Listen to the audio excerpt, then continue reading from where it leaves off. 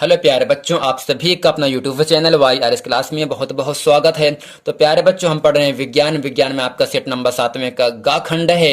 इसमें प्रश्न नंबर 9 का का आपके सामने कह रहा है, मेंडल के अनुसार मटर के बौने पौधे का जीन प्रारूप होता है। यानी मेंडल के अनुसार मटर के बौने पौधे यानी छोटे पौधे का जीन प्रारूप होता है। पहला ऑप्शन है कैपिटल टी, दूसरा ऑप्शन है कैपिटल टी स्मॉल टी, तीसरा ऑप्शन है स्मॉल टी, चौथा ऑप्शन है स्मॉल टी कैपिटल टी। तो मेंडल के अनुसार मटर के बौने पौधे का जीन प्रारूप होता है। प्यारे बच्चों, इन चारों ऑप्शन में बौने पौधे का जीन क्या होगा? स्मॉल टी होता है, जो कि ऑप्शन नंबर आपका तीसरा सही है। खाप से कह रहा है, विज्ञान की वह शाखा जिसमें जीवाश्मों का अध्ययन होता है।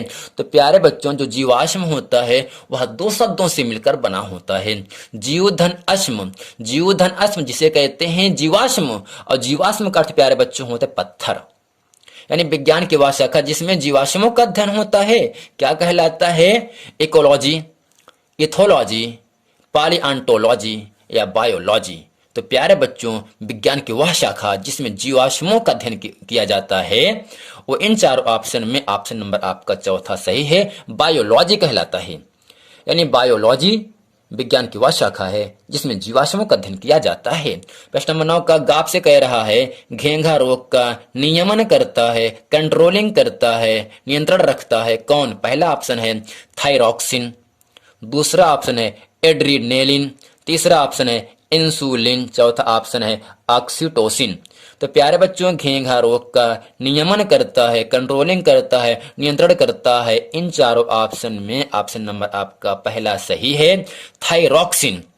घाप से कह रहा है, प्यारे बच्चों, निम्नलिखित में से कौन सी प्रक्रिया केवल जंतुओं में पाई जाती है?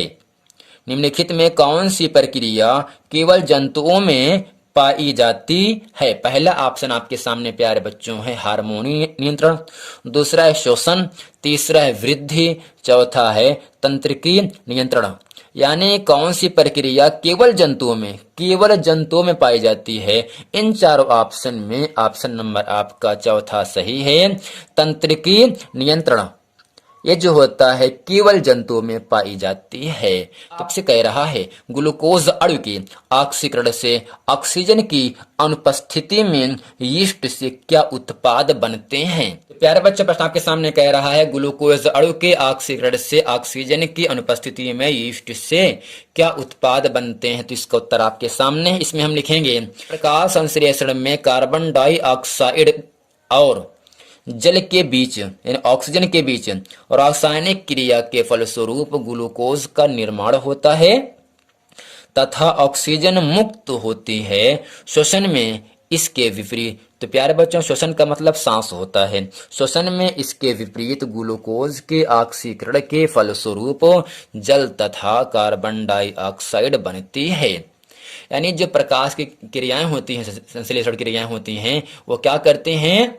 कार्बन डाइऑक्साइड गैस ग्रहण करते हैं और क्या करते हैं? जल अर्थात का ऑक्सीजन आपसे मुक्त करते हैं, बाहर करते हैं।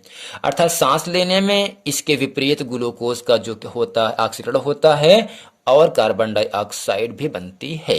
तो 10 का खाप से कह रहा है, हमारे पाचन में अम्ल की भूमिका क्या है? वर्णन कीजिए। यानी हमारे पाचन में जब हम खाना खाते हैं तो भोजन पचता है, और ये पचता है किस अम्ल की उपस्थिति में ये पचता है, ये आपको बताना है। तो चलते हैं, इस प्रश्न का उत्तर आपके सामने हम अच्छे तरीके से बताते हैं, जिसमें हम लिखेंगे, अम्लान धीरे धीरे जठर निर्गम संकोची के माध्यम से गुजरता है और गृहिणी में पहुंचता है, जहां पोषक तत्वों की निकासी शुरू होती है।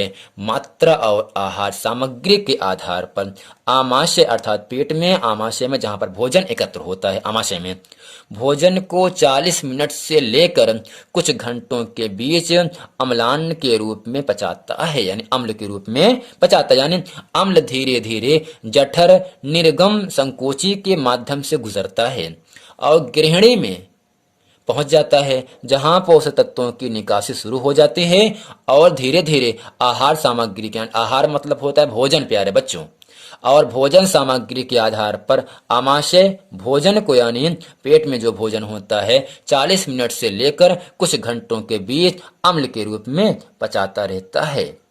तो प्यारे बच्चों, उम्मीद करते हैं प्रश्न नंबर 10 का जो खा प्रश्न है आप समझ गए हैं। चलते हैं आपको लेकर प्रश्न नंबर 10 की गा प्रश्न में। तो प्यारे बच्चों, प्रश्न नंबर 10 का गा प्रश्न आपके सामने कह रहा है, पादपों में जल तथा खनिज लवण के संवहन का वर्णन कीजिए। या खनिज लवण जल में घुले रहते हैं, यह आयन उत्पन्न करते हैं। जड़ों की कोशिकाएं मृदा के संपर्क में रहती हैं। मृदा का मतलब मिट्टी होता है।